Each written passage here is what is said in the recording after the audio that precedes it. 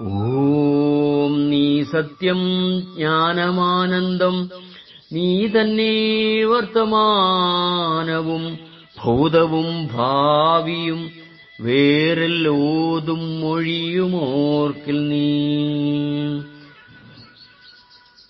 ആത്മസ്വരൂപരെ, ഗുരുദേവന്റെ ദർശനങ്ങളിലൂടെ എന്ന പരമ്പരയിൽ ഇന്നത്തെ നമ്മുടെ മനന വിഷയം പേപ്പട്ടിയെപ്പോലെ മോഷ്ടാവിനെ ത്യജിക്കണം.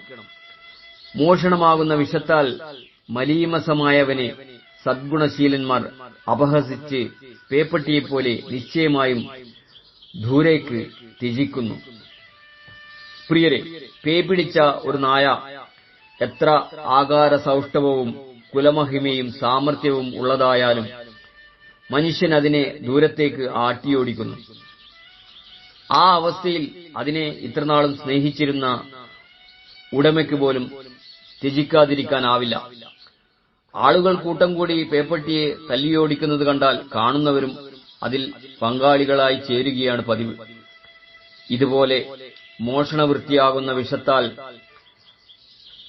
മലിനപ്പെട്ടവനായിരുന്നാൽ നീചനും നിന്ദ്യനുമായിത്തീരുന്നു. അവനെ ജനങ്ങൾ അപമാനിക്കുകയും അധിക്ഷേപിക്കുകയും ആക്രമിക്കുകയും ചെയ്യുന്നു. പേപിടിച്ച ഒരു നായയെ കൈകാര്യം ചെയ്യുന്നത് പോലെ മോഷ്ടാവിനെയും കൈകാര്യം ചെയ്യുന്നു. യാതൊരു ദയാദാക്ഷിണ്യത്തിനും അർഹതയില്ലാത്ത അവനെ പേപ്പട്ടിയെ എന്ന പോലെ ജനങ്ങൾ അപഹസിച്ച് ദൂരത്തേക്ക് എറിഞ്ഞോടിക്കുന്നു. അത്രമാത്രം നീചമായ ഒരു പ്രവൃത്തിയാണ് മോഷണം. ഒരു വസ്തു മോഷ്ടിക്കപ്പെടുമ്പോൾ അതിന്റെ ഉടമക്കുണ്ടാകുന്ന നഷ്ടവും വിഷമവും ഹൃദയവേദനയും എത്രയെന്ന് ആലോചിച്ചാൽ മോഷ്ടാവ് സഹോദരനായാൽ പോലും സംരക്ഷിക്കുവാൻ തോന്നുകയില്ല. സദ്ഗുണസമ്പന്നരായിട്ടുള്ള സജ്ജനങ്ങൾ പോലും മോഷ്ടാവിനെ അകലേക്ക് ത്യജിക്കുന്നു. മോഷണത്തെ അത്രയ്ക്കും ദുർഗന്ധപൂരിതമായ ഒരു വൃത്തിയായിട്ടാണ് ജനങ്ങൾ കാണുന്നത്. ഒരു പേപ്പട്ടിയുടെ ഏറ്റവും നീചമായ അവസ്ഥയിലേക്ക് ഒരു മനുഷ്യനും ഒരവസ്ഥയിലും മോഷണവൃത്തി കൊണ്ട് എത്താതിരിക്കണം. അത്രയ്ക്കും വർജ്യമായ ഒരു വൃത്തിയാണത്.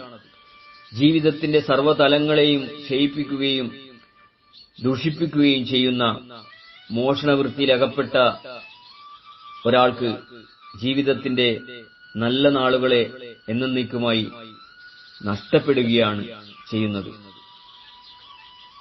ഇന്നത്തെ കാലഘട്ടത്തിൽ എല്ലാവരും ഓർക്കേണ്ട ഒരു അമൃതവാക്യമാണ് ഗുരുദേവൻ ഇവിടെ പ്രസ്താവിച്ചിരിക്കുന്നത്.